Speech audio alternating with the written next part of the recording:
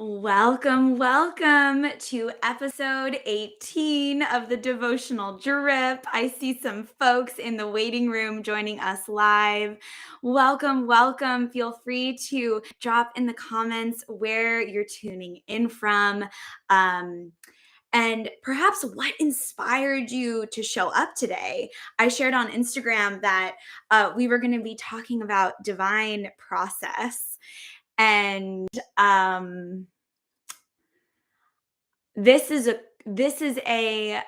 I want to say about this is process is something that I have a particularly uh, deep history of tender relationship with. Like, process for me, as a survivor of complex trauma, as someone who is neurodivergent and highly sensitive, as an immunocompromised person, like, process has been a very tender teacher on my path. And many of the folks that I work with also arrive in their relationship to process from different intersections of lived experience that have perhaps created a relationship with process that feels even scary, like process feeling like it doesn't belong to us. So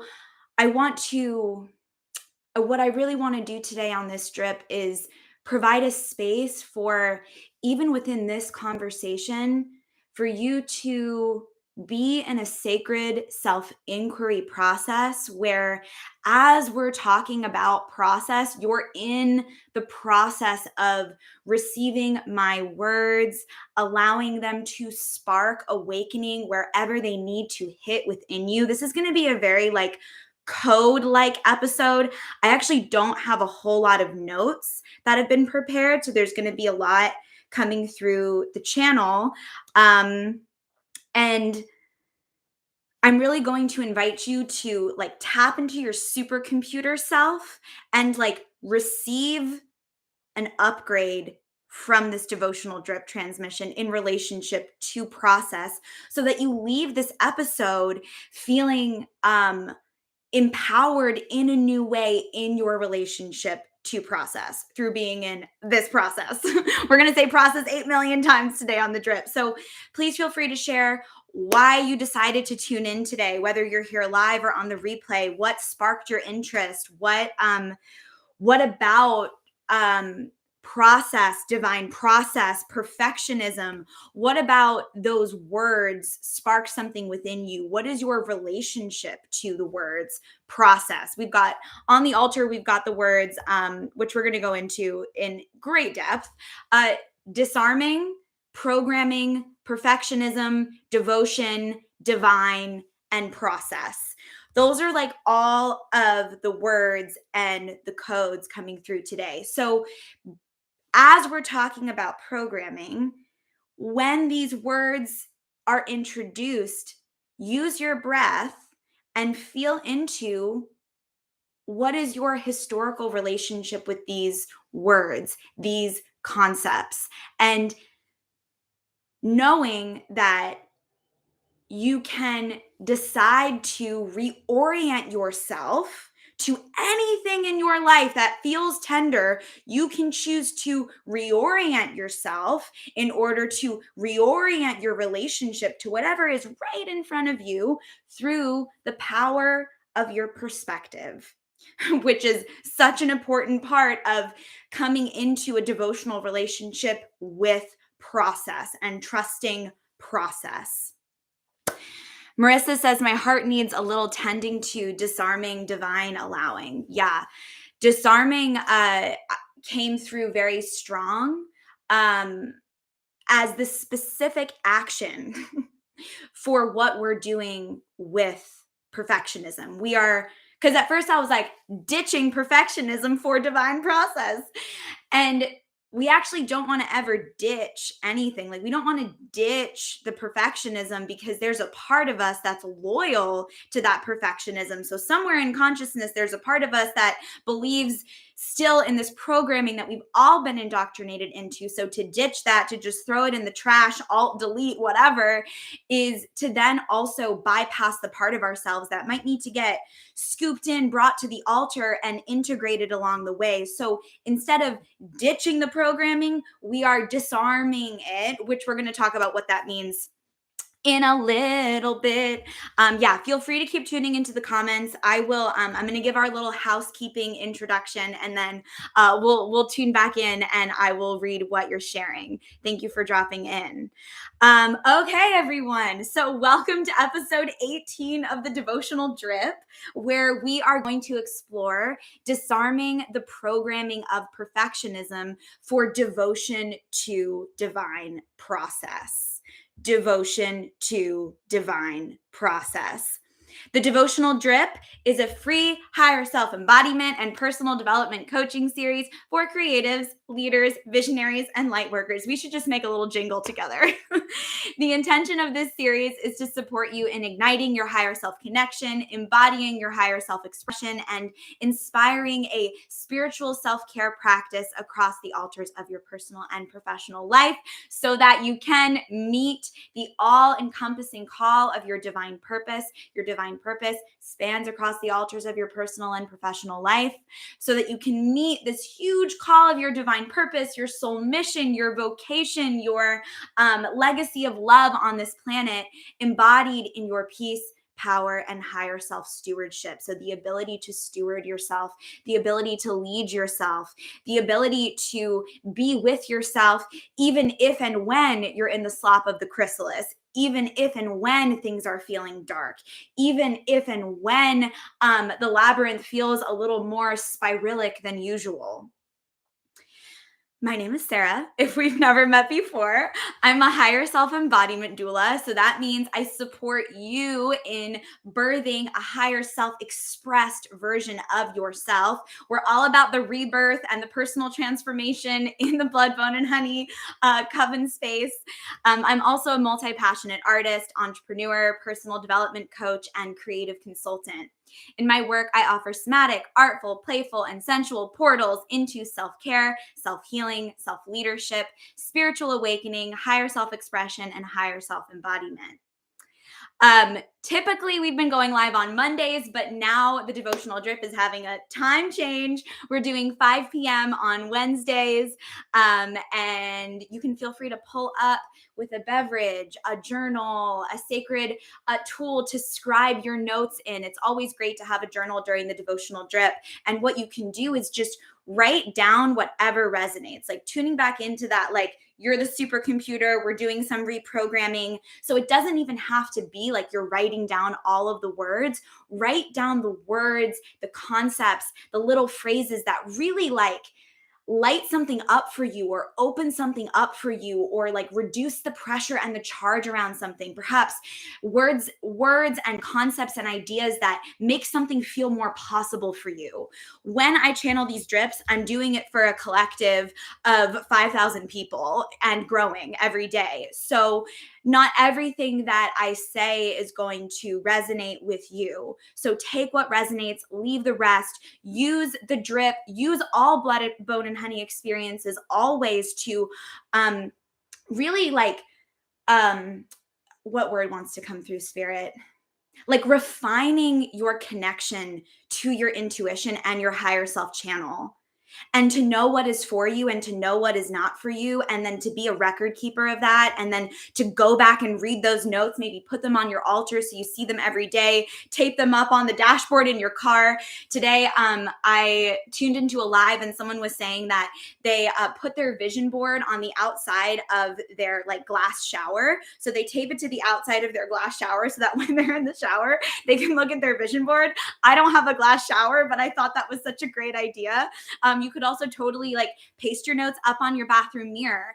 If we're going to talk about reprogramming and changing habits and patterns and all the things, then we need to talk about repetition. And the way that it's going to require a repetitive devotional there is an efforting, a stewardship in order to start to allow some of these new concepts and ideas to sink into your body, to sink into your brain, to sink into your tissues, and quite literally start to change the structure of your DNA. Like that's what we're doing with higher self embodiment. So, more on that in a little bit. Finishing up some housekeeping notes here. We talked about our time change, 5 p.m. on Wednesdays. And then if you have not yet already, you can click the link in the description of this video to subscribe to the newsletter. I always send out a replay of the devotional drip to the newsletter. And as of now, there is a blog with corresponding somatic journal prompts, movement prompts, and a practice playlist to help you integrate what comes forward on the drip. I'm not sure if I'm going to continue doing that. It would actually be so helpful for those of you who tune in regularly, or if you're tuning in for the first time, to let me know if you're using those prompts, if you like those prompts, if it's helpful to have the corresponding blog. I'm happy to continue to do it as long as it's of service. So let me know if you've been using that, if that's been working for you. Feel free to send me an email or drop it in the comments here. All righty. Now we have a little special announcement, and then we're going to get into it. Are we ready? 11:11 on our time for the special announcement. So you may have seen on Instagram that there is a very special 3-day free event coming up next week. If you're a part of the newsletter, you just received an invitation to join me for 3 days of devotional dance parties, which will span next Wednesday, April 27th through Friday, April 29th at 7 p.m. in the Blood, Bone, and Honey Zoom Temple. We're taking it to Zoom.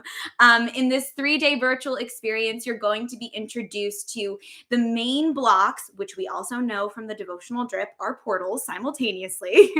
You're going to be introduced to the main blocks that are preventing you from self-actualizing. So the self, becoming the self that you actually are, more of your inner radiance starting to come into your outer expression and pour into your life. This actualizing of you as a unique key code, this actualizing of you in your vision, this actualizing of you in the version of yourself that you felt calling you forward.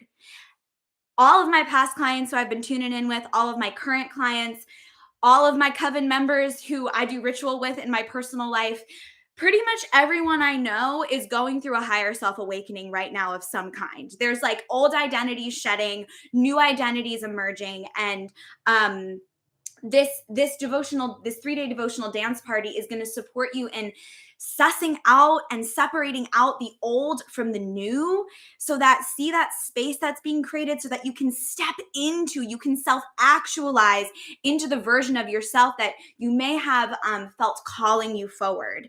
If there's a calling for you right now to rise, to change, to shift, or even to a lot of folks have gone through a whole lot of internal metamorphosis. So if there's a metamorphosis that you've been going through on the inside and now you're ready to bring that to the outside, this space is also for you as well. So we're going to be dancing. We're going to be journaling. I'm going to be using my signature framework, the 7 pillars of higher self-embodiment. We're also going to talk about the 7 portals of personal transformation, which is a new framework that started dropping in over the last couple of months. And then from this free 3-day experience, I'm going to invite those of you who are calibrated and feel aligned with it into a group mentorship experience where we're going to be dancing and doing all kinds of personal transformation for the rest of the spring into the summer.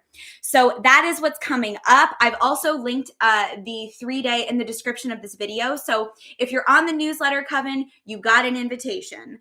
If you're not, you can click the link below to go to the page, the landing page for the 3-day. You can also just click that to go there because there's details about the 3-day, which are also in your welcome email, but you're welcome to check that out. It's a gorgeous little internet altar.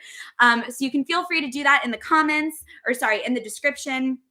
And what I also want to say about this 3-day experience is that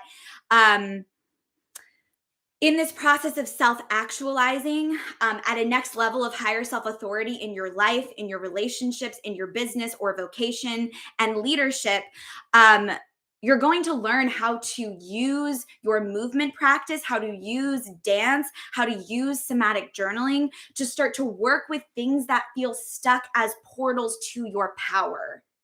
And maybe this is a practice that you have been engaged with at some level. Well, we're turning the dial up.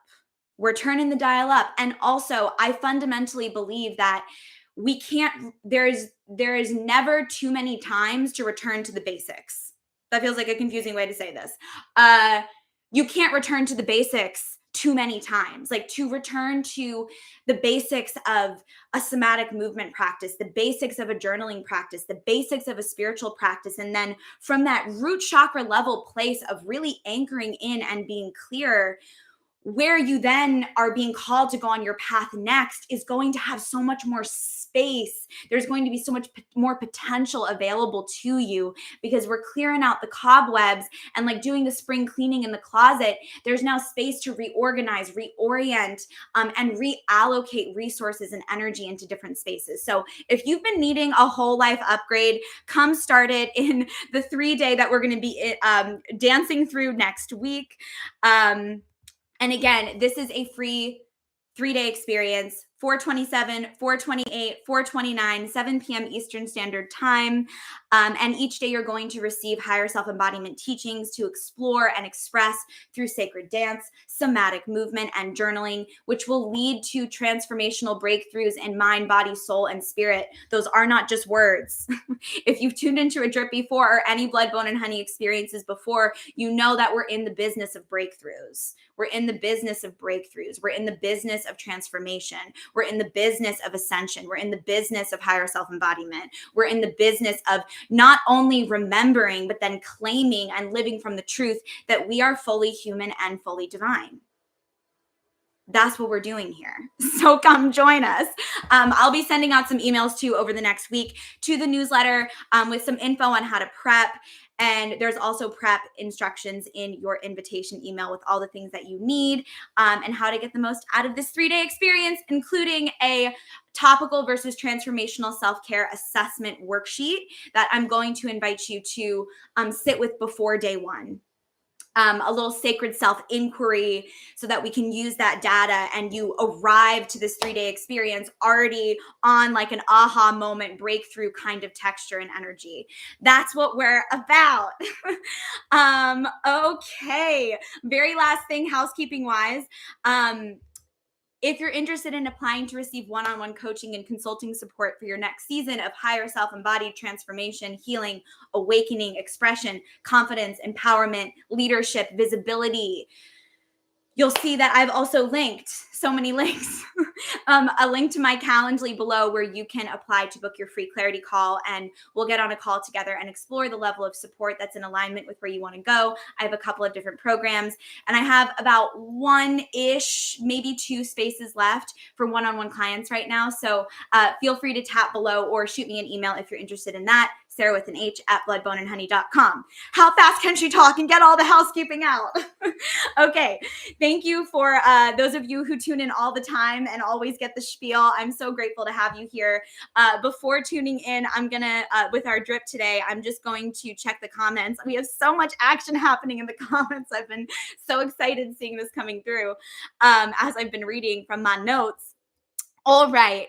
We've got Whitney saying the new time lets me join the live, but always need more patience with my process, less comparison, more acceptance. Oh, I'm so glad the new time is working. I actually got that hit that this time is going to be a lot better for all of us. So I'm so glad. Thank you for being here, Whitney. And yeah, patience. We'll talk. We'll weave patience into this conversation. As a busybody impatient person historically. I also have a tender relationship to that one. I like to move fast, talk fast, go fast. I have a lot of fire in my chart. So we'll explore some patience together today, and yes to less comparison and more acceptance. That's been a theme running through all of our drips recently, and that very simple teaching of comparison being the thief of joy, quite literally. And I don't know about you, but I have no more joy available to be stolen. Not that our joy can even be stolen, but I have no more joy to that I want to sacrifice. I want all the joy. I want to feel the joy. I want to share the joy. I want to be in the joy. And comparison is the quickest thief of that for me personally. So thank you for that feedback. Thank you for that offering. Charlotte, thank you for being here. I'm so glad you can join for the new time too.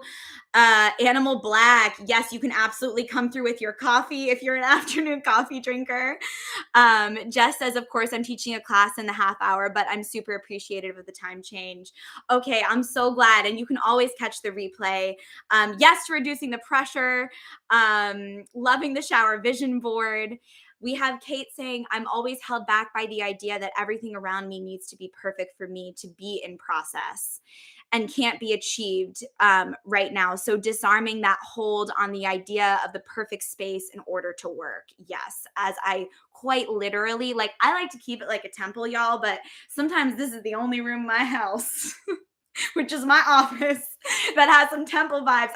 Part of me like wants to bring you into my kitchen right now and also show you the stick that I gave my dog yesterday that's now just trailing across our living room. But she was enjoying it so much. There's just like shards of stick everywhere. So I feel that, Kate. We'll talk about that as well. And okay, I'm so glad you're loving the prompts and movement work. Great. That's good to know. I'll keep doing that. And yes, we got foundation, we got cap, business energy. My Capricorn sun has been loud today. So we're going to just right through all of it. I've definitely been in business mode. I love how you're already on 2 times speed just naturally. You know, sometimes it really do be like that. We got that springtime energy coming through. Okay, so disarming the programming of perfectionism for devotion to divine process. Let's set the scene. Let's take a breath. Because the cool thing about going fast is that if you can go fast, then you can also go slow. And in process, how beautiful to begin this conversation from a place of talking about sovereignty in relationship to speed and being able to choose our speed, and like putting your foot on the gas pedal of a car to create forward momentum. How fast do you want to go? Do you need this much today? Do you need to zoom down that highway? Do we need to bring it back and go a little more slowly so that we can tune in and sense the surroundings? And using this car metaphor, using this fuel metaphor, let's just tune into the breath. Maybe taking a slower breath than you have today so far,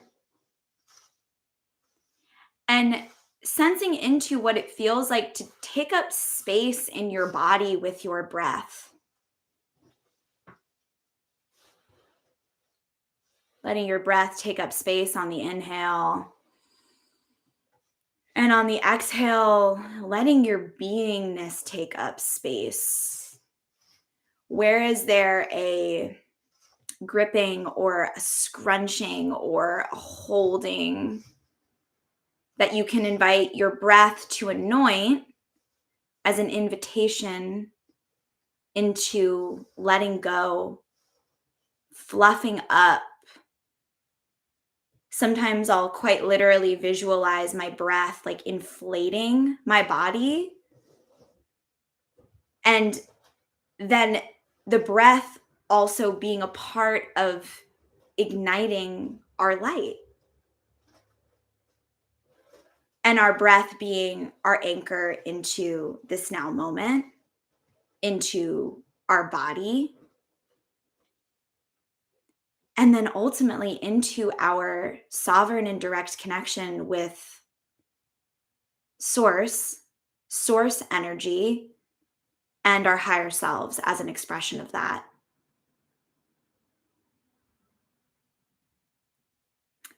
I'm being invited to invite you to visualize a pillar of light just beaming through your crown, down your spine, and then out through the base of your spine. And visualizing this light connecting back all the way to the core of the mama, to the core of the earth. If you've worked with the 7 pillars of higher self embodiment before, you know that anchoring comes before disarming. So, before even talking about disarming programming around perfectionism, before even getting into practice, before even getting into self inquiry, we anchor and we remember, oh, right, this is my breath. Here's the earth. This is where I come from. I'm a part of something. I belong. I belong.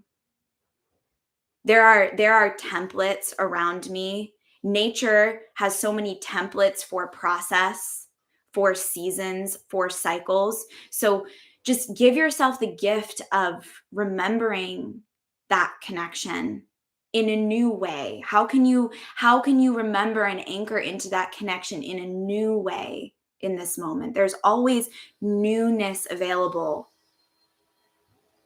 What good news! That there's always a new perspective, a new way to experience something, a new way to sense into something.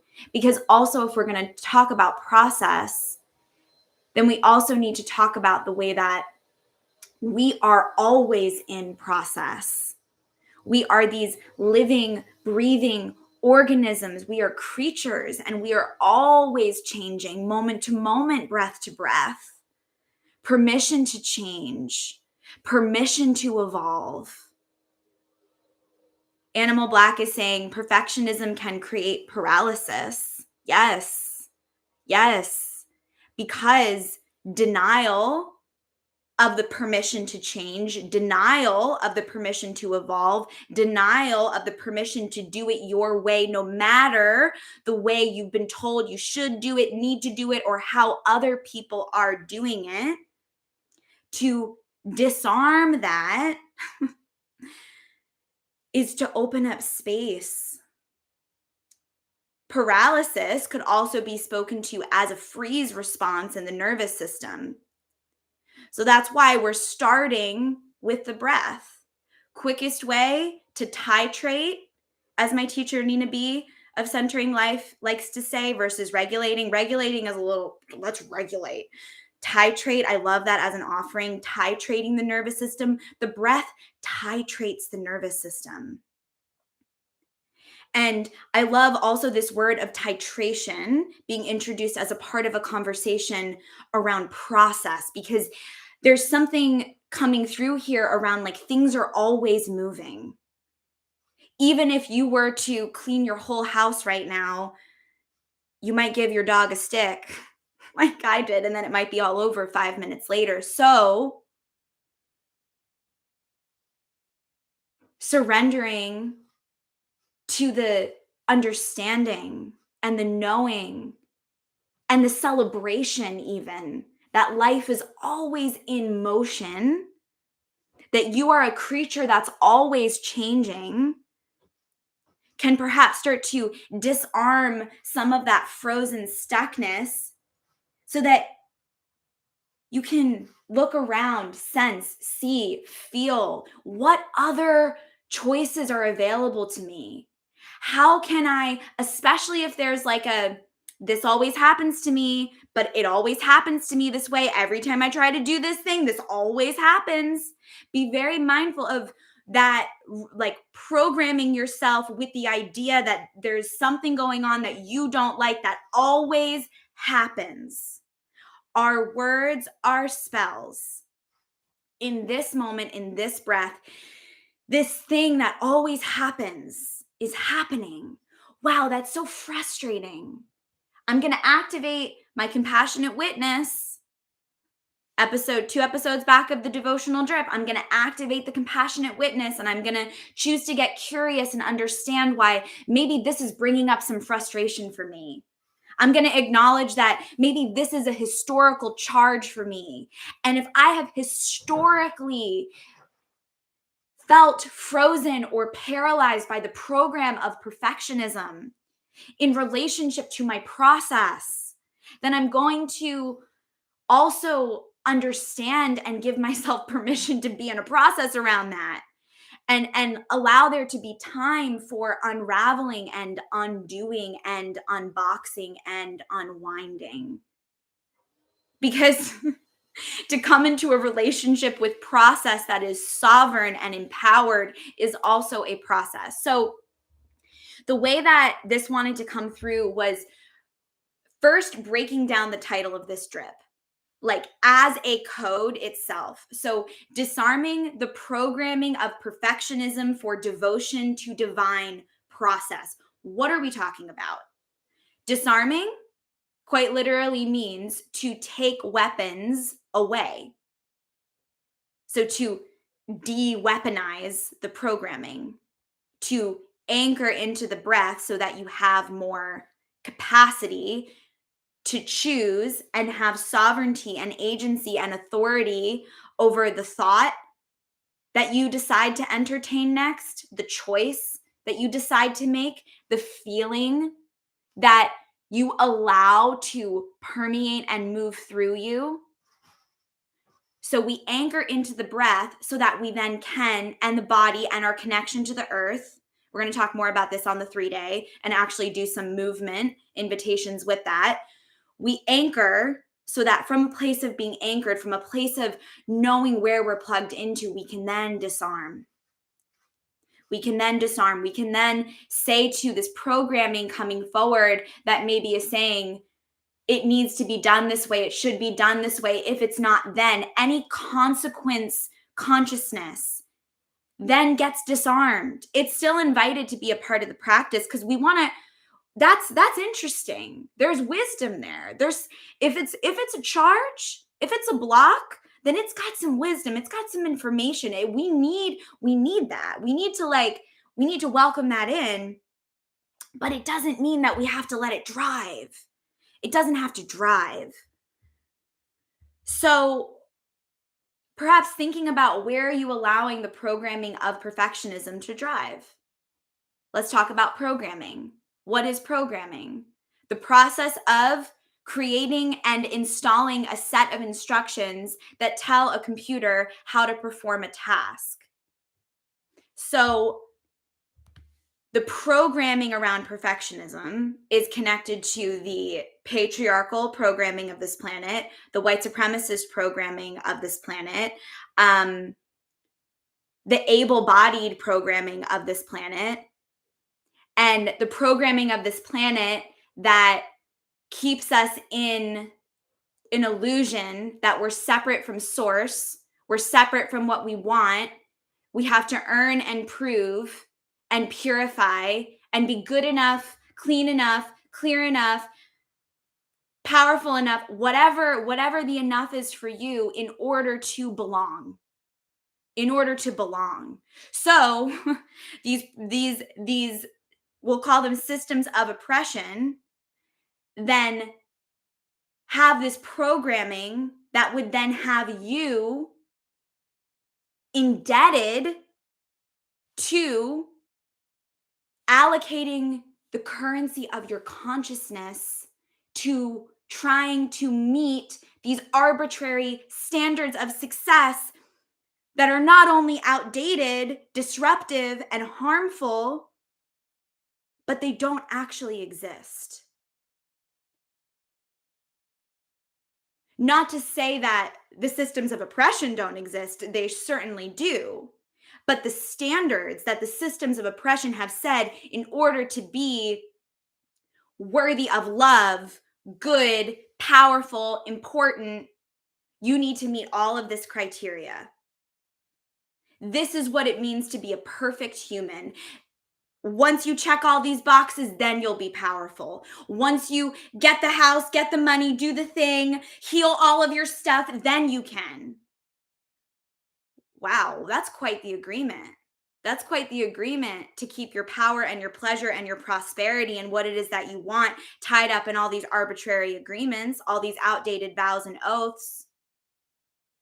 Where are you in an unconscious or conscious agreement with the programming of perfectionism? Where does that need to be disarmed? Where does that need to start to be dismantled? Perfectionism. What's that? Perfectionism is often described as the need to be or appear to be perfect, or even believe that it's possible to achieve perfection. Devotion, love, loyalty, or enthusiasm for a person, activity, or cause. Divine, a form of God or goddess, or being God or goddess like in nature. And then process, a series of actions or steps taken in order to achieve a particular end.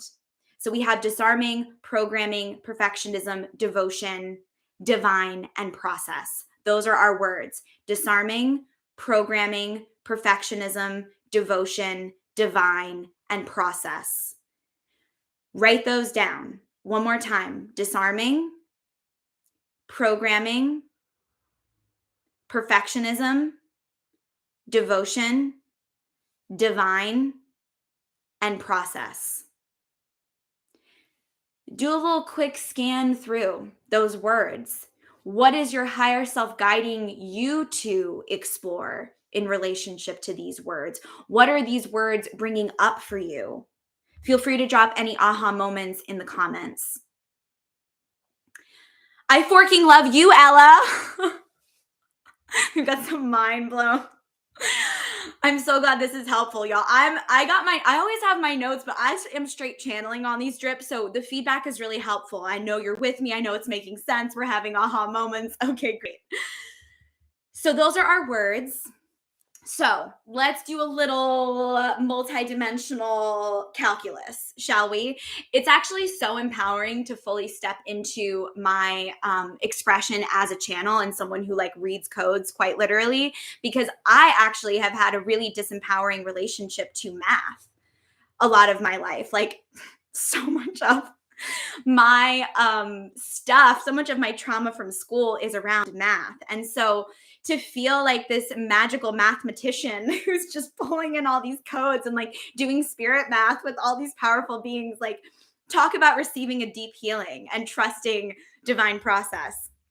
Okay, so to disarm the programming of perfectionism for devotion to divine process is to notice and remove. Notice and remove. How do we remove? How do we start to disarm? It's always through the body. It's always through the breath. It's not going to be through the mind. You're not going to be able to think your way out of a program that's causing pain or disruption or tenderness. You have to bring it into the body. You have to inquire through the body. We can no longer leave the body out of the conversation. Leaving the actual body out of the conversation is so much of what actually holds up these systems of oppression in consciousness and then in physical reality, this disconnection from the body, this demonization of the body, this distrust of the body.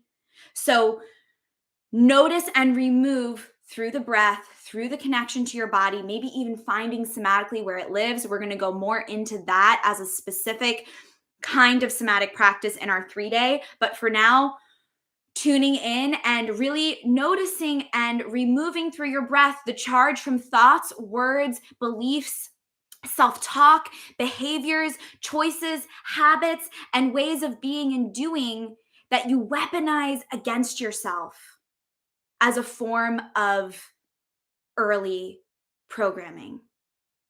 So this is, breathe with this. This can bring up some grief. This can bring up some grief. This can bring up some like, I'm feeling like this one hitting deep in the belly. So maybe even like hold yourself, physically touch your body, Bring the body in by touching it, saying hello, welcoming it here,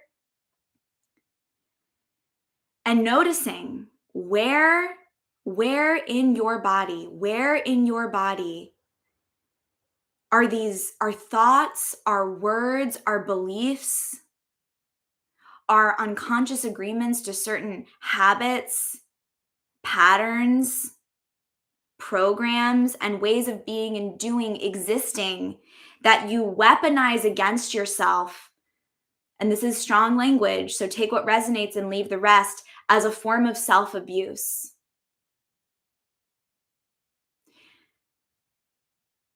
To be loyal to programming of perfectionism is to be in a relation is to be in an abusive relationship with the self. To hold this organic, living, ever-changing creature that is you to these arbitrary standards that are part of upholding these systems of oppression, is to be loyal to your own self-abuse.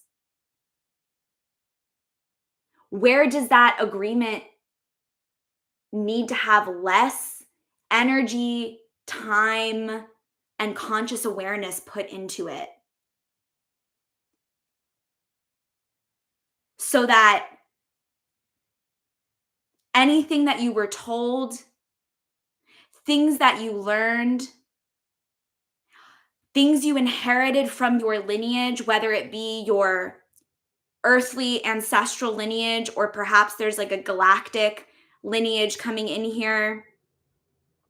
Anything that you were told, anything that you learned, anything that you inherited as a part of your soul's agreement to transmute, anything that's within you that feels this, I'm like from the heart, it's feeling like really heart and really belly, like in the gut brain, in the heart brain, and in the brain from from these three intersecting points, in the guts, in the heart, in the brain. Where is there this unconscious agreement to programming and belief systems that you don't actually fuck with? Like, you don't actually believe that you need to do that in order to before you can. Like, you're just ready to be like, whoa, wait, hold on. This is not me. This is not me. I don't believe this. Here's what I do believe. And there's always this process of retraining and reteaching and understanding that some of what we've taken on is also because it's what we've agreed to transmute and alchemize because we're that badass. Like, Earth Angels isn't just some like cute thing I say because it's like fun and like marketing and branding. Like, no. Like, I actually truly fully believe that I am an Earth Angel, that you are an Earth Angel, and that we are here to shine the legacy of love that we are onto planet Earth in order to be a part of the birth of a new golden age, a new Earth, a new paradigm, a new something that we are, first card, co-creating co-creating all of our divine purposes interweaved and intertwined. Everyone here live and on the replay meant to be here in this moment, in the comments together, receiving and feeling each other. Divine process. I didn't plan this. I didn't plan who was going to be here. I didn't plan the devotional drip being a thing. I just heard, I started hearing, and I was like, okay, that's a thing. And then I started it. I didn't know what it was going to be. This 3-day devotional dance party experience. I've been hearing the devotional dance party for a long time. I didn't know what it was going to be.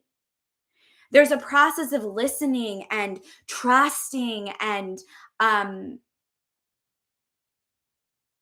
understanding that not everything is meant to be understood.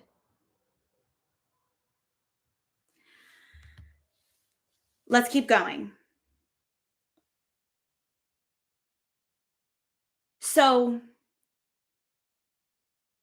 there is a call to devote yourself to the understanding, the ways in which you're already perfect.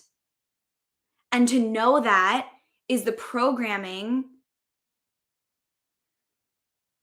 that is going to start to, one, by one, by thread, by agreement, by attachment, by self concept, by identity, by relationship, one by one.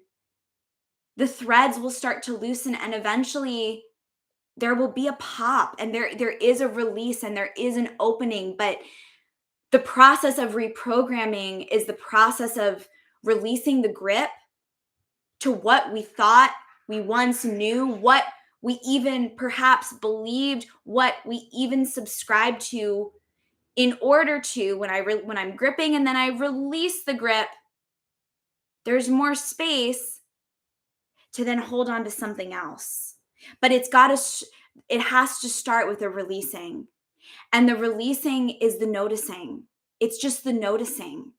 We don't have to do it all at once. To be in relationship with the process is also to know that it's not going to happen all at once. There will be a gradual process of undoing, of unwinding. And then, of course, there are incredible techniques like hypnosis and subconscious reprogramming and neuro-linguistic programming, and all kinds of subconscious and body-based somatic techniques, psychosomatic techniques that can support you in doing this. One of those things being somatic movement, somatic dance, somatic journaling, which we'll be doing together next week in the 3-day.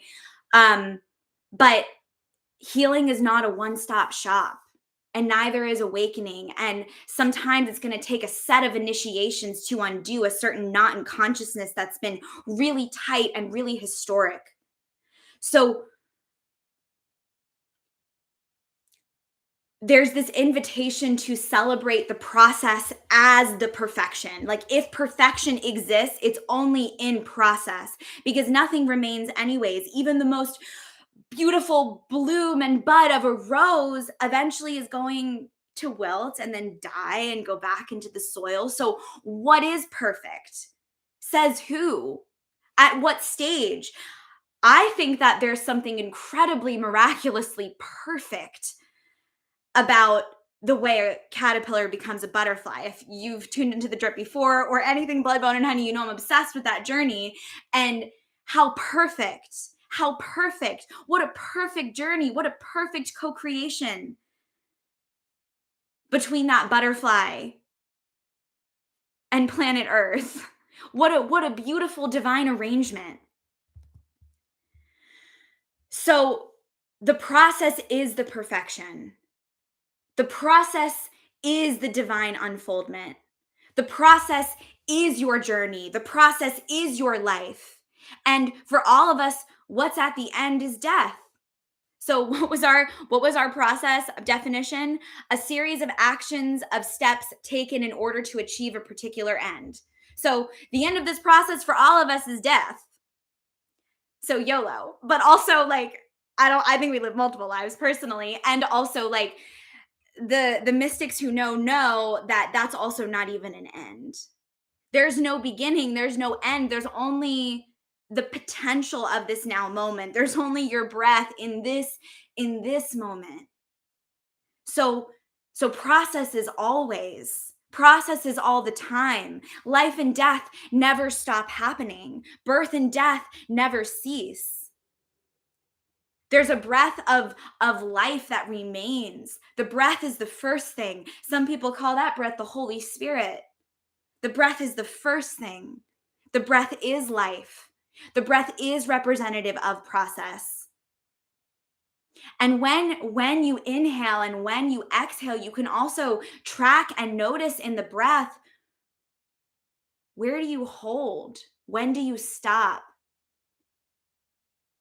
Where do you deny yourself more breath, or the full empty out of the release? The practice of breath work is a practice of receiving and emptying.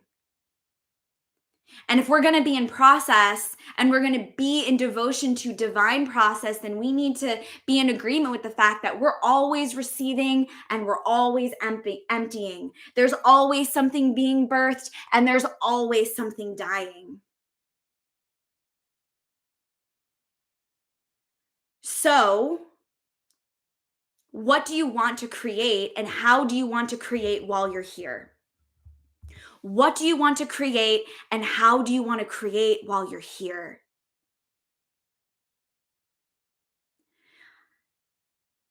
I'm going to introduce our cards for the day.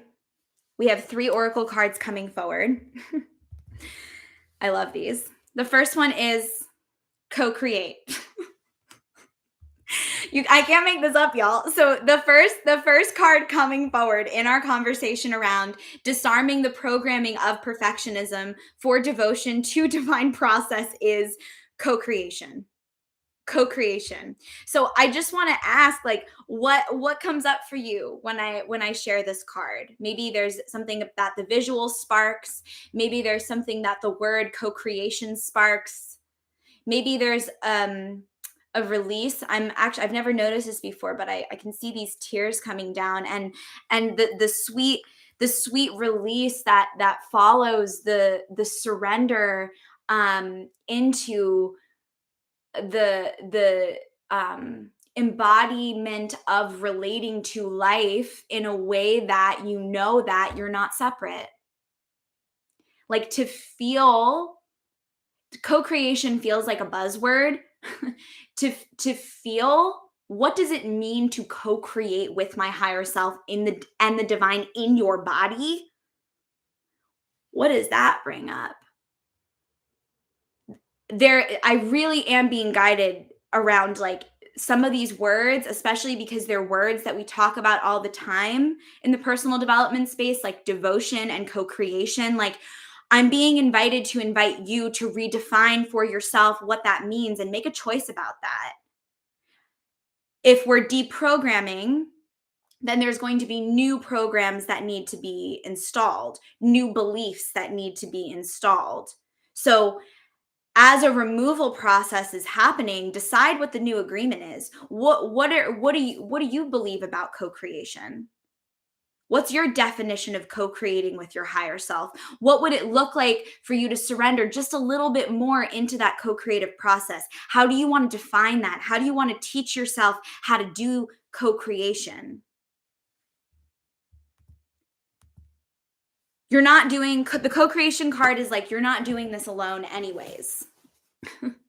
So to try to make something perfect, and I experience this all the time in business, to plan it out, to make it perfect, to cross all the T's, dot all the I's, and not I'm what I'm hearing is, and not respect the fact that this co-creation is always happening, is going to have you receiving inconveniences as a personal attack.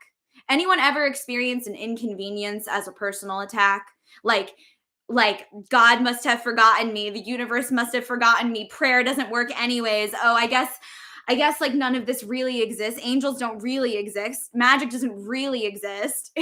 This I'm getting like this scorned energy, this bitterness that can come forward when we feel like we've been forgotten. When we and when we allow ourselves, this language is potent too, to be so indulgent as to forget. There's an indulgence in the illusion of separation. You can really go down deep in that hole for a long time, and there's a whole lot of people who will meet you there. To claim that you're in a co-creative process with the universe and the divine, and that no matter what comes up, you have not been forgotten, and you're divinely protected, supported, highly favored, and highly chosen. That's a perspective. That's a psychological discipline. Like, yes, it is a spiritual belief, it is a belief, but it is also a discipline. It is also a discipline to say, I'm not going to give the currency of my consciousness to a belief that I've been forgotten, to a belief that somehow I need to do this all by myself, to a belief that somehow I could be doing my life wrong. I could be doing my purpose work wrong. I could be making the wrong choices at the wrong time. Like, wherever there's like a wrongness, we're so sick of that. Women and mystics, we're so sick of being told the ways that we're wrong. We're not wrong. We're not late. We're not behind. We don't need to be purified. We just need to fucking believe in ourselves again, and remember that we're magical, and remember that we're connected, and remember that we're fully human and fully divine. We don't need to be fixed. We just need to remember. Ella's asking, so how do we deprogram? how do we extricate ourselves from the abusive relationship? So the abusive relationship with the self-talk is what I'm going to receive that question as, Ella. Please feel to correct me if I'm wrong. Um, so there's many ways to deprogram, right? There's many psychosomatic practices, there's many methodologies, there's many pathways, there's many teachings, there's many avenues that we could walk in the process of deprogramming. And I'm of the school of thought that we can never have too many tools in our transformational self-care toolbox. So I think that the cocktail of deprogramming looks really different for everyone. And it's going to be so dependent on lived history and proximity to privilege and access, and um, what the programs that are actually being deprogrammed are. And like there's a diagnostic process. And I'm also of the belief that this work is not meant to be done alone. Not that the work of self inquiry can't be done alone, but that when we're dealing with our mental health, our emotional health, our psychological health, our spiritual health, our physical health, we want team around us. We want team. We want folks to check in with the journey of ascension, embodiment, awakening, healing. None of this is meant to be done alone, y'all. That's part of why I show up here every week. Like, we are meant to do this together. So that's what's coming forward in this moment, Ella, to offer. And I also want to reintroduce patience. I want to bring patience back. And I want to talk about patience in relationship to self-compassion, and the way that patience isn't possible without compassion, without faith, without trust. And it's a whole hell of a lot less fun when we forget that when it's a whole hell of a lot less fun when we forget that we're in a co-creative relationship with our higher self, the divine, and all beings, all earth angels, all of us weaving and creating together. I find that impatience comes up for me when I feel like lonely, or like I've got left behind. I also think something really powerful in like the deprogramming process and the patience around that is again like having folks around who you can process with, who you can talk with, who you can share with. Sometimes the deprogramming like has to start from just speaking it out loud, speaking out into being, like, what is the story I've been telling myself in the first place, or writing it out. What's even here? To try to do any deprogramming without moving the body, without breathing, without writing, without sharing, like, it's an expressive process. It's an expressive process. Even think about the computer. It's got to shut down, reboot, upload the thing, delete the old files, install the new program. Like, there's a lot of different buttons to click, and it's a very active process. And then there's the subconscious click in that starts to happen as a rhythm over time, when over and over again, we reach for the better feeling thought. We reach for the more empowering self talk. We reach for the perspective that opens us up to more potential and space. There's a story I want to tell, but speaking of ditching the programming of perfectionism, I forgot my charger in the other room. So I'm going to be right back, and I'll serve my full Wednesday Addams realness in this dress. This is my favorite dress from college, and it beckoned to come out today. So Wednesday Addams realness coming in hot. I'm going to get my computer charger. I almost just knocked over my altar. I'll be right back.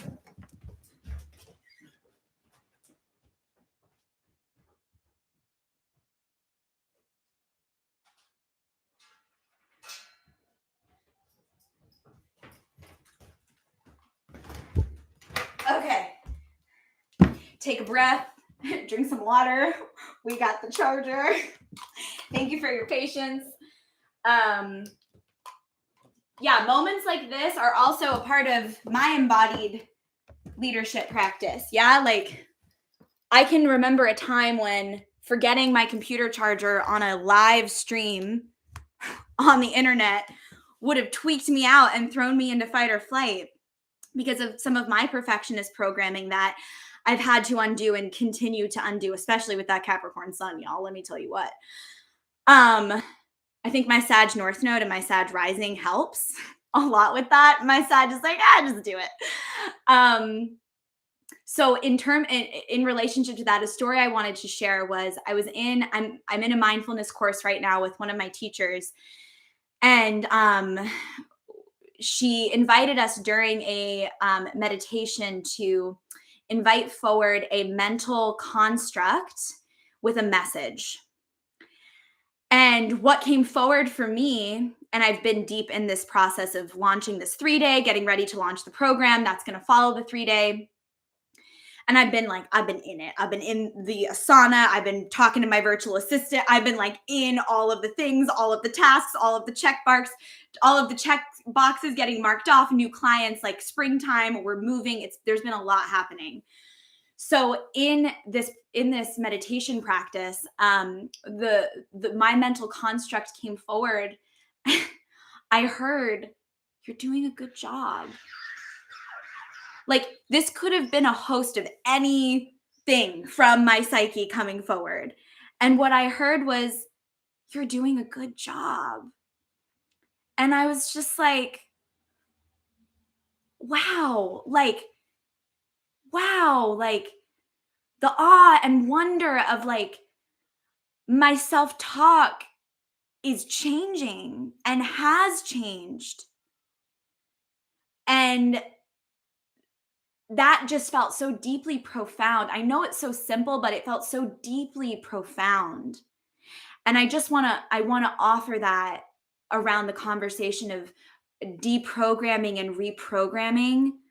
I've been waiting to hear that from my own psyche for about 10 years of doing this personal development work.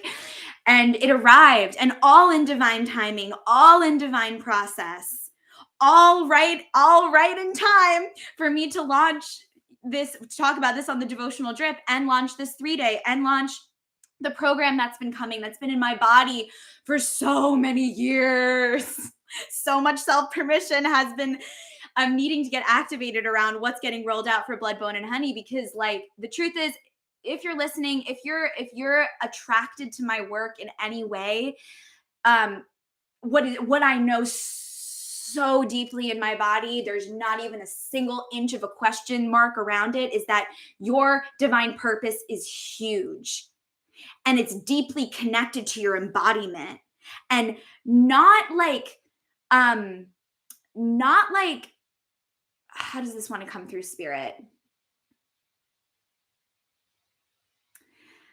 It's about like how you show up regardless of what's happening. How do you show up regardless of what's happening? Devotion happens whether we want to do it or don't want to do it. We do it anyways. There's like, we don't have to be inspired. If we are tasking ourselves to allow inspiration to lead us, that's when I used to really get stuck in. It's fleeting. And it's an especially tricky one for artists. Because I love being inspired and I'm inspired all the time. But what happens when that inspiration goes out to lunch for a couple days or goes off to Cancun? Like, you're like, inspiration, hello? What do? We remember, oh, this current of creation is always flowing through me. If I'm connected to my breath, then I'm connected to the breath of life. What good news. I don't have to do this all myself. I don't have to constantly be inspired. There's a larger system taking care of me and taking care of myself. There's a larger system taking care of me, and like the way I want to translate this, I feel like that didn't make sense. Sorry. The way I want to translate this is like your brain is its own system. Like, it's taking care of you. Like, even the ego, even if the ego is blocking you in certain ways, it's still taking care of you. We need the ego. We're just integrating the ego, and we're reminding the ego that it's meant to be in service to the heart. So we're just saying, come on in. join the party. There's no problem. As a steward of my life, as a being who's co-creating with an intelligent universe, there the what I want to say is like the supercomputer never stops running. So even if you show up that day as like to like show up to the machinery of your human body and your life, and you don't know like where to orient yourself or how to orient yourself or how to even meet what's in front of you, what I'm being called to invite you into is to click into the rhythm of your breath and remember that when you ride that current, it will deliver you to a new perspective. But don't try to do your life holding your breath. Don't try to create from just the ego. The ego is there for a purpose. We need our ego. It's part of our ability to have an identity and a self concept and to show up and create. Like, fuck yeah, yes, ego. We just want that ego to be tuned into the heart and programmed to the truth that it's not separate. Anytime the ego starts to think that it's in separation from the divine or anyone else, anytime there's an othering happening, that's how you know it's time for the reorientation to co-creation. Yes, Marissa said that we just get to show up. Yes, it's like the artist waking up in the morning and showing up to the studio. As an artist, that's the longest identity I think my ego has. One of the oldest identities for me is being an artist. I would quite literally like shut myself. My dad's actually on right now, so he can attest to this in the comments. I would quite literally shut myself in our sunroom and I would just draw for hours. For hours. That's all. I didn't want to talk to anyone. I just wanted to draw and make up dances. That's all I wanted to do. I also had a game called Witches and Mortals. That was like another one of my favorites. And Barbies. I love Barbies. Anyways, on the inspiration piece, I love what Marissa's saying about just showing up because that's it, right? Like the canvas is there, the paint palette's always flowing. The emotions are all of the things we get to paint with and draw with and create with. Life is always happening. There's a cornucopia of things to create with. There's a cornucopia of people to collaborate with. But that's a perspective that you adopt as your own. And you stay devoted to the idea, you stay devoted to the belief that you're in a co-creative process. And that co-creative process, especially if you're a transmuter of some dark stuff in your lineage, is also going to have you integrate and heal some dark stuff. So sometimes it's not going to be all ponies and rainbows, and it's going to feel a little bit like winter. I promise I'm going to get to our cards today. I'm really going off. Okay, so reorienting, co-creation. You're not doing this alone. If you want to embody your higher self, then you have to let go of you have to tell the programming to get out of the way. If you want to embody your higher self, then you have to tell the outdated programming to get out of the way. Again, it's in the car. It's just, it can't be in front of you on the steering wheel like, la, la, la. Here's where fear and doubt and denial and shame would have me go today. And before you know it, you're off course in the middle of the wilderness. So if you want to embody your higher self, then you have to invite and disarm the programming to just move a little bit so you can feel yourself at the center again. And co-creating in this way is not always comfortable. Inviting more of your higher self into your human body is not comfortable.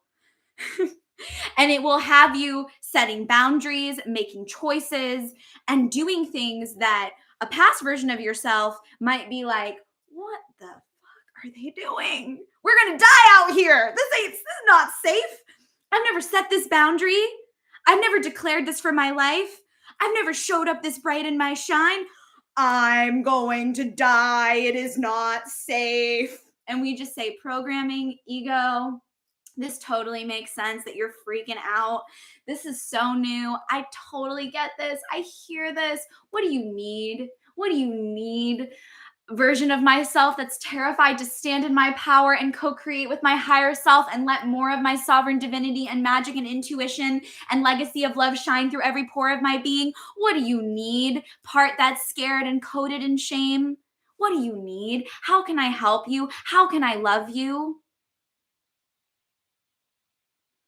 I needed this reminder, the breath, the breath, the breath, the breath. Yes, the breath, the breath. I'm convinced that the breath is the Akashic Records. And you can't convince me otherwise. Here's why.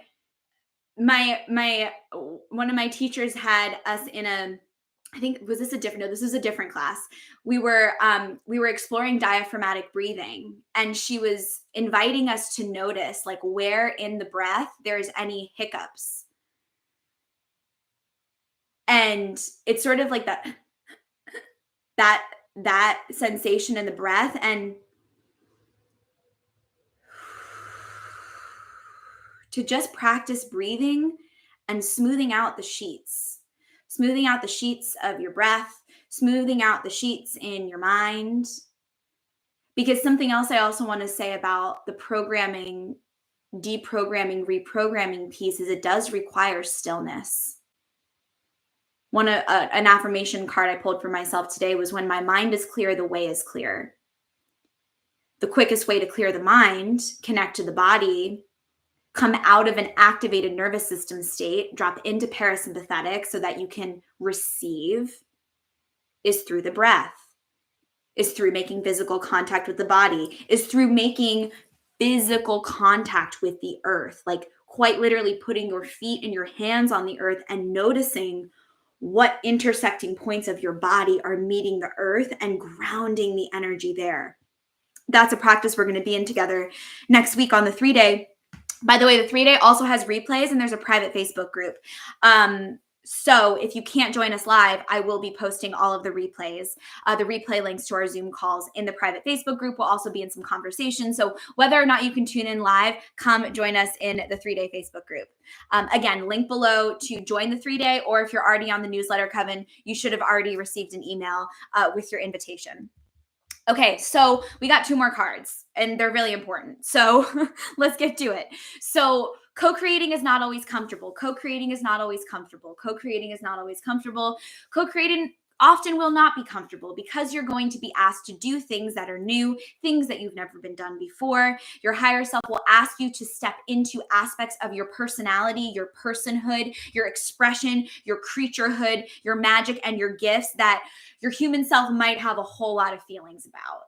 A whole lot of feelings. And all those feelings are welcome. They're just not going to be the thing that blocks you. And because the Blood, Bone, and Honey Coven is full of, I love this little slogan, high achievers and people pleasers. And maybe you're neither of those. And if you're not, bless. Please come on the devotional drip and give us your transmission. But this space is full of some people pleasers and some high achievers, some badass witches. And when it comes to the people pleasing and the high achieving, the perfectionist programming is going to be there. And discomfort can register as a stop sign. Disruption can register as a stop sign for that programming. Disruption and discomfort are not stop signs. They're maybe just a yellow light. What does it look like to introduce a yellow light? If maybe it's not just green and red. What's yellow light look like for you?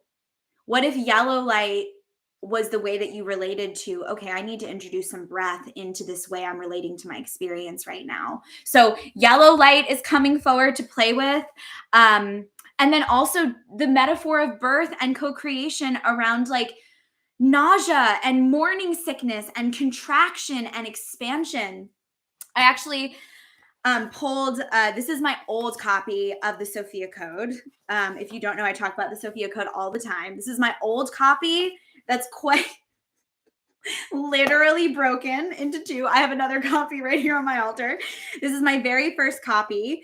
And I was guided into Mary Magdalene's chapter because that's the next oracle card coming forward today is Mary Magdalene consciousness. I'm so glad she's here with us. She was so a part of channeling these 7 pillars of higher self embodiment back in 2020. So a part of these portals of personal transformation we're going to explore in the 3-day and in the course. The ultimate creatrix, the ultimate high priestess, the ultimate sovereign being and expression.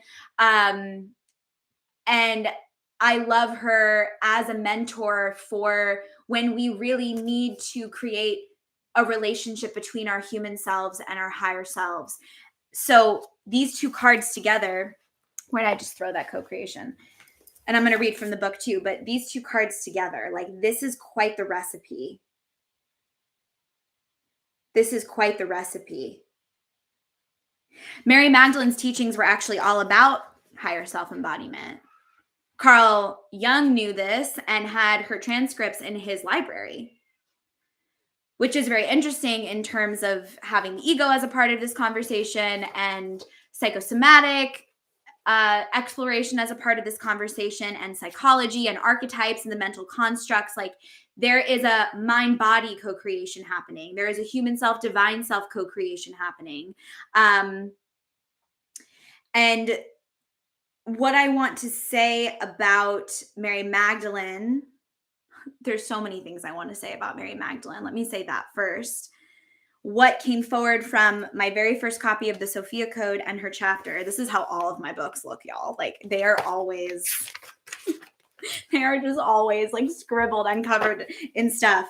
But I remember writing in this version of this book and having so many revelations around the process of co-creation and the process of birthing our higher selves. And quite literally, I have an ankh here. Please ignore my bad drawing of the ankh, but it says with every, in all caps, y'all, all caps with things coming out of the ankh, with every contraction of pain, there is an expansion into pleasure. With every contraction of pain, there is an expansion into pleasure. So thinking about that as a part of our co-creative relationship, every contraction of pain, every moment of wincing. I was even thinking earlier today about like this word cringe and like what happens like when we cringe, when something we read makes us cringe or we make ourselves cringe. Like there is this contraction. And I also posted something on Instagram about contracting and collapsing on ourselves like 2 days ago in a reel. And when there's this contraction happening, I was thinking about how from the contraction, there's all of this potential energy to expand out from. So Mary Magdalene is always here to remind us that with every contraction of pain, with every contraction of pain, the pain that comes forward in the process of birth, whether it be birth in a baby or birth in ourselves or birth in a project or birth in a new relationship or birth in a new self-identity, like with every contraction of pain comes an expansion. It's like with every inhale comes an exhale. And if you wait at the bottom of the exhale, you'll notice that you're co-creating with something on that inhale. Your breath is coming to fill you. And what is it? And I've said this before on the drip. You can breathe. It's a lot of efforting, right? Or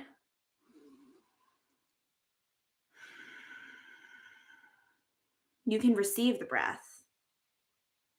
You can breathe, or you can receive the breath. And if you start practicing receiving your breath, notice how that shifts the way you receive downloads. You receive divine solutions. Mary Magdalene is always on some like divine solution shit. Whenever I'm in the labyrinth and shit's real dark, it's real dark.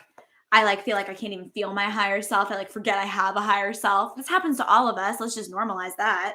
There's not this like, we don't need to pretend that forgetting and remembering isn't part of it. It is part of it. It's always part of it. It's just, what do we do when we forget? How do we treat ourselves when we're in the illusion? How do we treat ourselves when we're coded in shame? How do we treat ourselves when we're coded in fear? Do we make the shame and the fear and the guilt and the forgetting and the illusion and the attachment and the addiction a problem? Or do we meet ourselves there? Mary Magdalene says, with every contraction of pain comes an expansion into pleasure. What I was also guided to speak to is that the butterfly doesn't know what it means to be a butterfly until it's out of the chrysalis. So, what does that mean?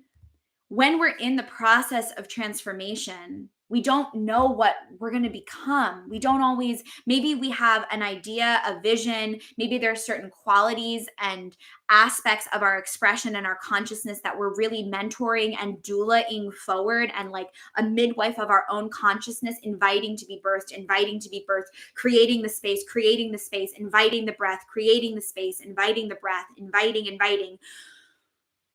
Even when we're in that process,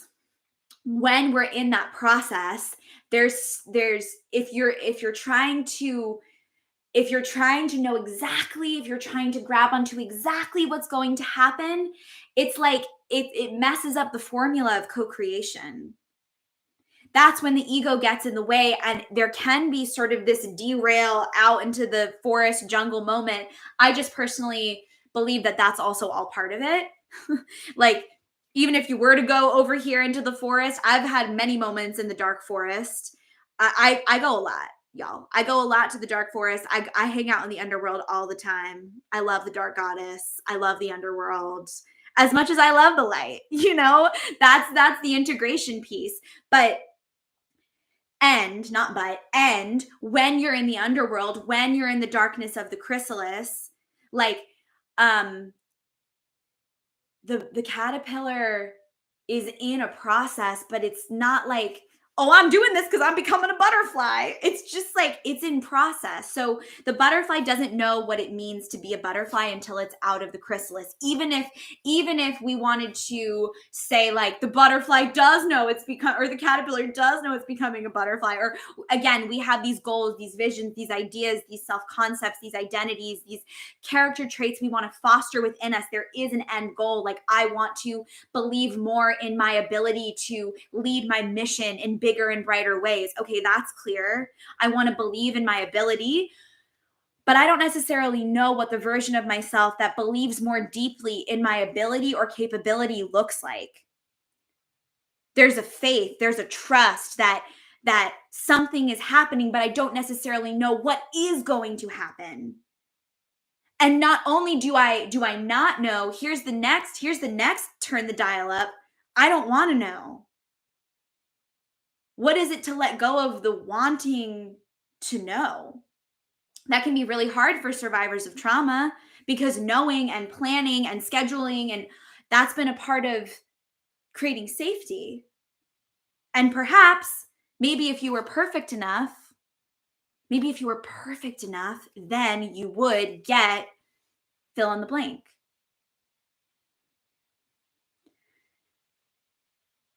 So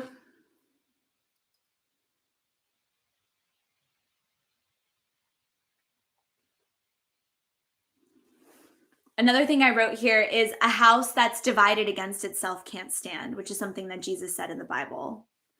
A house divided against itself can't stand. What does that mean? What does that mean? There's many ways that can be interpreted, and I want you to be in a conversation with your higher self around that. And what I'm going to introduce as just a little something to work with is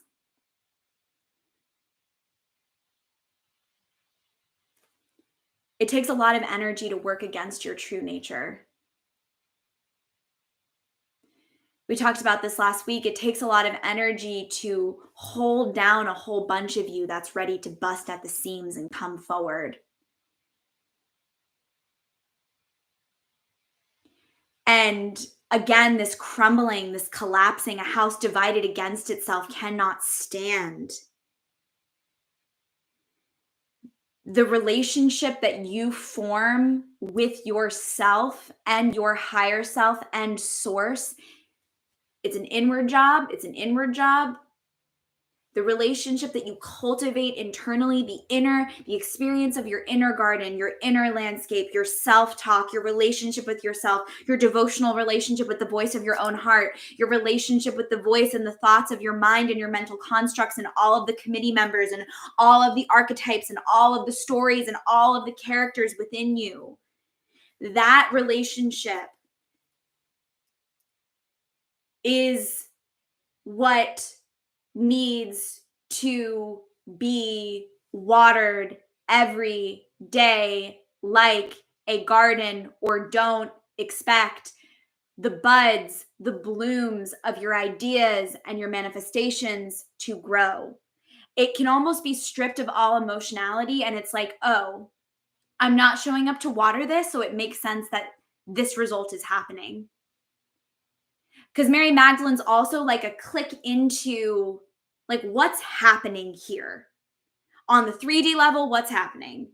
On the 4D level, what's happening? On the 5D level, what's happening? What's happening in the root chakra? What's happening in the crown? We don't honor the crown over the root chakra. The most spiritual practice we can ever be in is to tend devotionally to the everydayness of our everyday life. That is the highest form of spiritual practice, is to be in a spiritual relationship with your everyday life. Mary Magdalene knew this. And her teachings always redirect us back to our relationship with our own hearts and owning, like really owning, really claiming, really living from the belief that I am fully human, I am fully divine. These things cannot be separated because they are a part of the same whole. Your humanity and your divinity are part of the same whole. So, Mary Magdalene in her little oracle book that I pulled this from says, "Go forth and be true to yourself. Dare to be different, to make mistakes. Create, for it is in creation that you exist."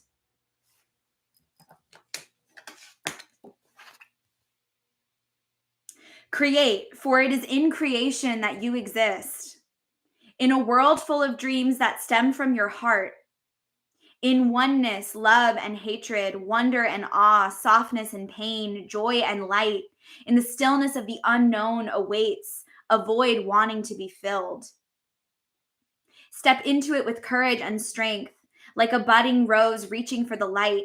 Love will lead you to greener pastures. Keep your pockets full of dreams, for life is a test of faith. Allow your light to shine. There is no beginning or end. There is only love.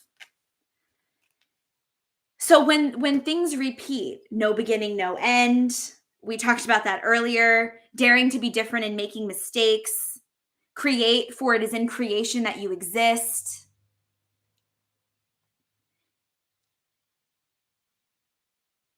The stillness, in the stillness of the unknown awaits a void wanting to be filled. The way that's so particular, and we also have our third card coming forward as winter. So which points deeply to stillness. It points to a time of darkness, a dark night of the soul moment, the stillness, the chrysalis, the darkness aspect of the transformation. So this is saying in the stillness, the unknown awaits. In the stillness, the unknown awaits. Just that sentence in particular, in the stillness, the unknown awaits. So when we're in our habit, we're also clicked in to that, the busyness is what I want to say, like the busy mind, the busy body in the habit, moving, doing. And when we're doing that, there actually isn't a whole lot of space for the unknown to unfold. And when we're not coming into stillness, there can be this void, almost like this, I'm getting this hunger and this thirst that for love, for light, for breath, for validation, for recognition, for acknowledgement. We get hungry. Our humanity needs to be fed. So when we don't stop and get quiet and still enough to water those parts of us, to feed ourselves with our breath, with our presence, with our relationship to the divine, with our relationship to all beings, when we don't stop and do that, that void within us can't be filled. And then we go to fill that with something else. We go to fill it with the programming of perfectionism so that we can prove and keep going in the same way that we've always done, or the substance, or the habit, or the relationship that's toxic, or whatever it is. When we're not filling ourselves, when we're not feeding ourselves, when we're not watering ourselves, we will reach to try to fill the void. We will get busy where we're being called to get still, quiet, and listen.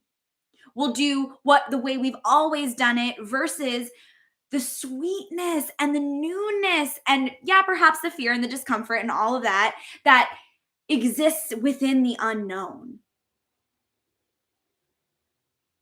I don't totally know how this 3-day next week is going to go, how this program is going to go. I just know that I'm being called to do it. And there's certain things I can't plan. I know that after hosting many a virtual and in-person experience for folks, like, there's just, you can plan all you want. And sometimes the most devotional way to plan is leave space for spirit. So this makes me want to ask, where are you leaving space for spirit and your higher self and the unknown in your process, in your visioning, in your dreams, in your next steps, in your daily schedule? Where is there space for stillness? Where is there space for the unknown? Where is there space for the old cassette tape? I'm seeing like the VCR getting plugged out and the new one getting put in. It's like if you were watching a TV screen that said, "You're not good enough yet. You're not there yet. You still need to do all these things before you can." That bully energy, right? Some people call it the inner critic. It's like all of that programming. What does perfectionism say? Our definition of perfection, again, it was um, often defined as the need to be, the need to be. So that's interesting. Root chakra. I need to be this way in order to belong. The root chakra is all about needs. It's all about belonging.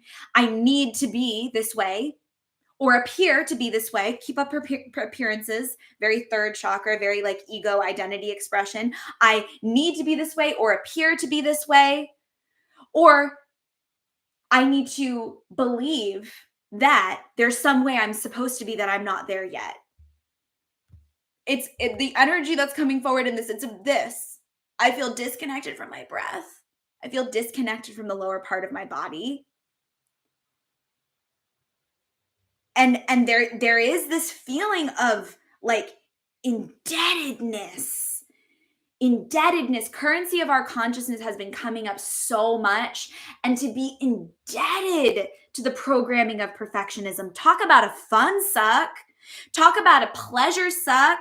Talk about a potential possibility suck.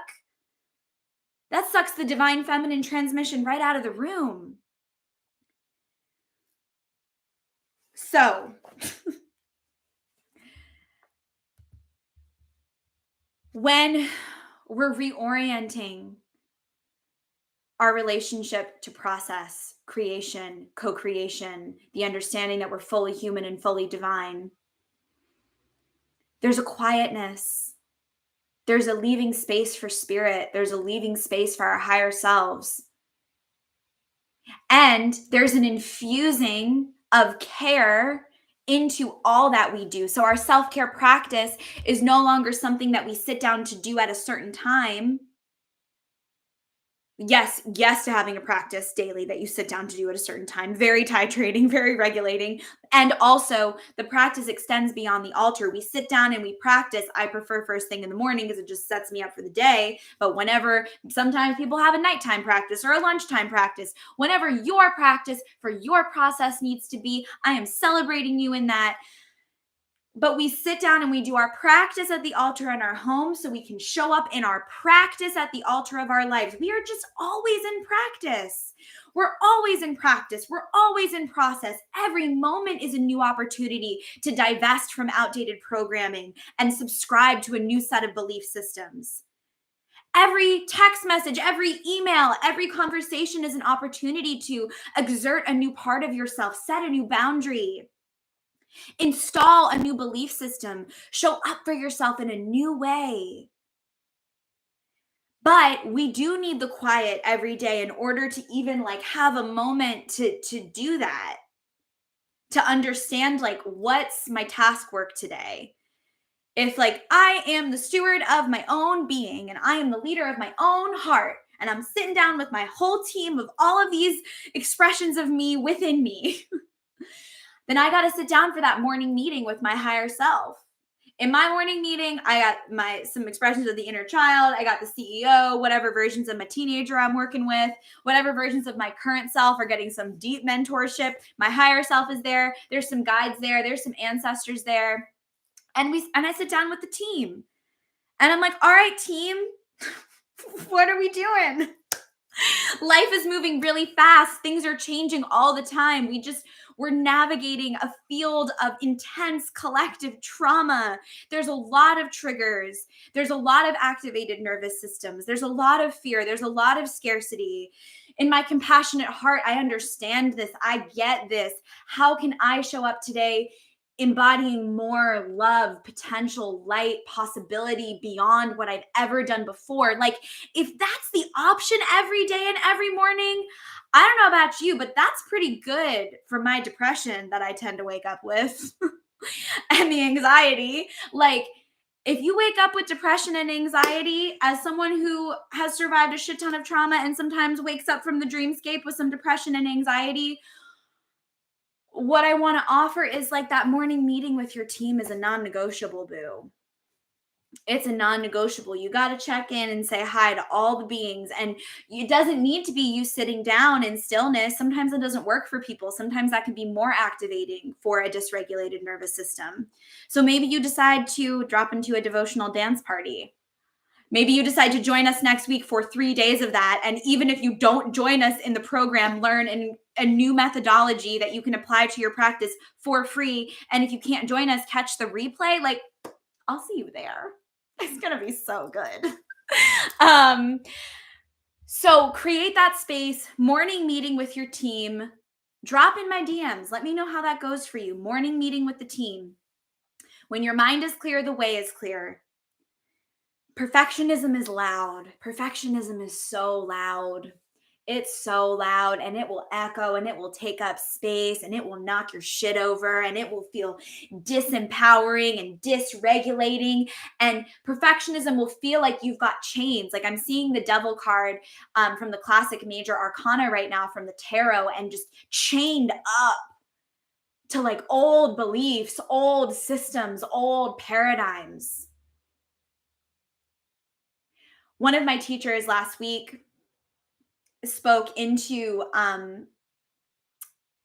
since Mary Magdalene's in the house, we'll just bring him on in, spoke to the life of Jesus from the perspective of him being a teacher and an enlightened being and an ascended master. And she said he embodied his higher self fully in this lifetime so that we could see what happens to people who do that. So we would never allow that to be done to ourselves again. Goosebumps. A living example of what happens on planet Earth when you embody your light. There will be persecution. There will be crucifixion. There will be relationships that end. There will be projections. People will talk shit. You will lose friends and family, and it's a part of the path of the mystic. And the divine disruptor, as one of my earliest clients offered as such a beautiful way to describe like what it is to stand up not only within a lineage of your own lineage and be like, here I am and this is what I'm doing, but to stand up on planet Earth right now and unapologetically shine and live in prosperity and power and peace. That's radical. And when you are resourced, you can resource. I am a living example of that. I could not show up here weekly to give hour to 2 hour to sometimes over 2 hour transmissions if I wasn't resourced mentally, spiritually, emotionally, physically, financially, in community, in my connection to my higher self. And all of the altars and all of the tanks aren't full at once, but after a life of showing up depleted and coming from a lineage, a feminine lineage very specifically, that's so depleted and rooted in so much self-abandonment and self-deprivation, it's even more important for me to show up, to fuel, to retrain my mind, body, and nervous system that this is an option. Let me know in the comments if you need to like retrain yourself that like being well fed in mind, body, soul, spirit, home, money, vocation, relationships, play, pleasure, prosperity is an option. That's a belief system that you subscribe to, and then you create in relationship to that belief system. You co-create with the belief system that it is part of your divine inheritance to be protected and supported and held, especially as a light worker. So, casual conversations on the devotional trip. Like, okay, higher self. I want to end this with a little conversation around faith and trust. We'll drink a water first for the throat. Everyone join me in a sacred sip. And maybe even before sipping, this is so fun. What do I want to tell my water? What do I want to infuse into the molecules of this beautiful glass of water that I'm so privileged and blessed to hold in my hands? It's from the spring down the street. It literally came out of the earth. Like, I think we filled our jugs of water up like 2 days ago. So this is fresh water. And before I even drink this, talk about infusing self-care into your daily, every moment, every breath practice. I'm just going to speak into this water that I did a good job on this drip. That's what's coming forward. I did a good job on this drip. I did a good job getting that program, that 3-day out into the world. I'm so excited for everything that I still get to do. And I'm going to infuse into my water and then drink into my body celebration and gratitude. Because let me tell you what, the psychological discipline to not get off these drips and self-harm or self-abuse, to bring that language in from earlier, is a devotion. To not self-harm or self-question or weaponize the programming of perfectionism against myself in terms of what I'm launching and creating and doing in the world is also a form of devotion. To choose to celebrate myself, to have gratitude for where I am right here, right now. So if you could use a little bit of celebration and gratitude for where you are in this moment and what it is that you get to do and get to meet next, join me in a little sacred water sip or whatever you have, coffee, or maybe you just bring your hands to your heart and you take a drink of your own breath and you practice receiving your breath instead of breathing your breath. Okay.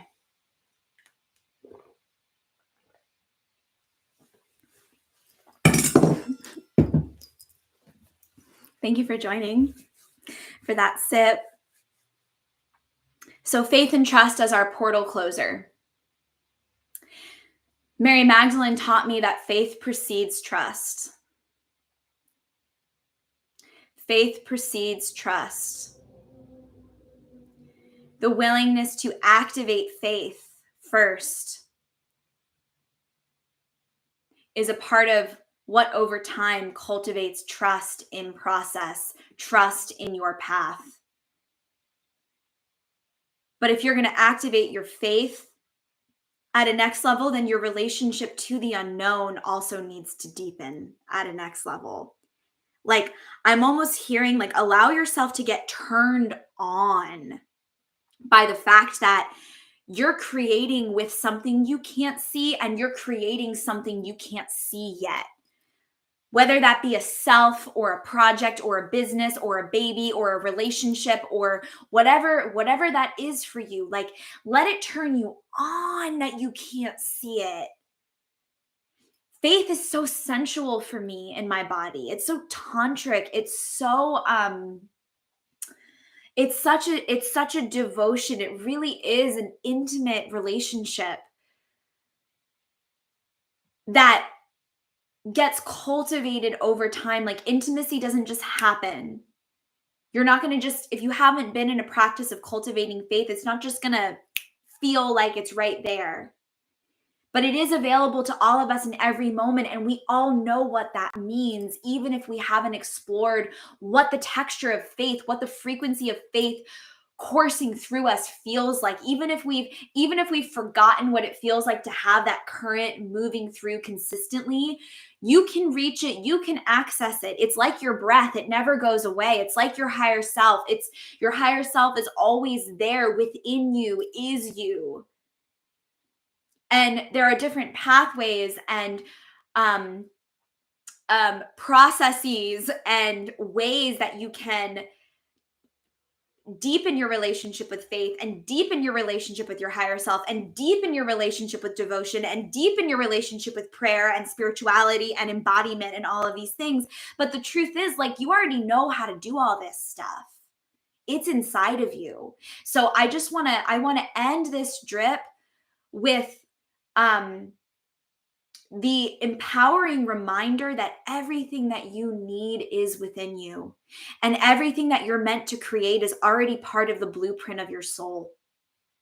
And your higher self already knows, and your future self already knows. So you don't need to know in this moment. Like, trust that something beyond you has got you and is holding you. And if you show up in your integrity, whatever that means for you,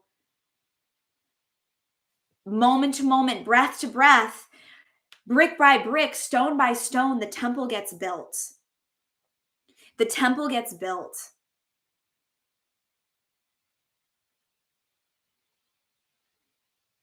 And right now I'm seeing like the temples of the main 7 chakras building upon each other, like one by one, lining up, arriving, these activations following each other, which is what we're going to that is quite literally the blueprint that we're going to follow in the 7-week program that's going to come after the 3-day. And we will also go through that process of like bricklaying in consciousness, like stacking to build a new self-concept, a new portal, a new idea of self, of life, a new vision. We'll go through that process too in the 3-day. If you don't know by now, I'm a systems girl. I love a system. I love a process.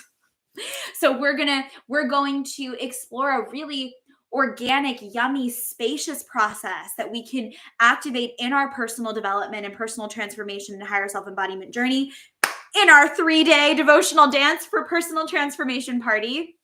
Be sure to check your email after this drip if you haven't already, and check that out. That's going to be next week, again, Wednesday through Friday. And Mary Magdalene's going to be there. We're going to be co-creating with our higher selves. And we'll definitely have a little like ego integration, dark night of the soul moment as well, because the winter is here. The winter, it's interesting. It's definitely not winter here right now. We are coming out of winter, goddess bless, even though it snowed yesterday. Still in upstate New York, it's still snowing. Even though we're coming out of the winter, goddess bless, this energy of like the winter in our mind, the winter in our body, the winter in our consciousness, the moment when things feel really dark, or wherever there is a particular darkness, dampness, tenderness, not that you're really wanting to work through. That's what you're going to be invited to bring and start unwinding in the 3-day. We're going to be doing somatic practice together. And there was one more thing I was going to say. All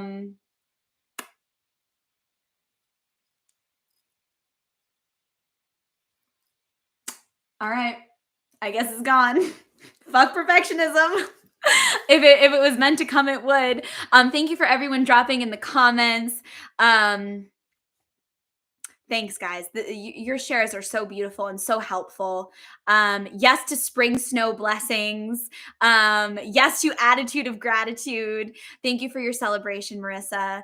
And I'll see y'all on the Blood, Bone, and Honey blog. I'm going to give you some movement and journal prompts for this drip. Invite Mary Magdalene in for this one. Maybe even Ascended Master Jesus if that's part of your flow. What a beautiful divine counterpart. Talk about co-creation. Talk about two beings who walked on planet Earth and co-created quite the ministry outside of our traditional patriarchal debauchery of Christian teachings as they've been delivered. We can talk about the Council of Nicaea and do a little feminist theology another time on another drip, or maybe we'll do that in a whole program. I feel like that's going to eventually arrive at some day, and I have always had a dream and a vision of going to Harvard Divinity School or divinity school in general. I don't know. We'll see. Divine process, right? I'm also just taking instructions from my higher self. Many blessings for the rest of your week. I will see you next Wednesday for the drip at 5 p.m. And then right after that, we'll be getting on to do some live practice together at 7 o'clock. 3 days of devotional dance parties. You already have a topical versus transformational self-care assessment worksheet in your welcome email that you could, moving from this drip, go right into. That would actually be a great way to integrate the teachings from today. And you know what? I might actually just point to that as our work for this week. So I'm not actually going to put up any, just to not overwhelm, and we don't need extra when the good goods are already here. There won't be any movement prompts or journal prompts for this week. I will send out a link to the practice playlist with the replay of the drip. But in lieu of those movement and journal prompts, I'm actually going to invite you to do the topical versus transformational self-care worksheet. It's a 4-page worksheet. Print it out, make a copy in a Google Doc, download your things, and then that's your sacred self-inquiry data that we'll start working with for our 3 days together. So enjoy that. Many blessings to all of you. Thank you for sticking around for this whole drip. This was a long one. Talk about surrendering to divine process. Every week I'm like, oh, we'll just do like a 30-minute one today. 2 hours later. I'm so grateful for you, community. I'm so grateful for you, Coven. I'm so grateful for you, light workers. Thank you for your courage and your willingness to be exactly who you are in this moment. Thank you for your willingness and the courage required to accept, affirm, and celebrate who you are in this moment as a part of paving the way for the versions and expressions of self and your mission and your ministry that are ready to come forward. I'm so excited to explore all of that with you in our 3-day and our 7-week program. And I will see you next week and on Instagram in the meantime. Many blessings, darlings. Bye.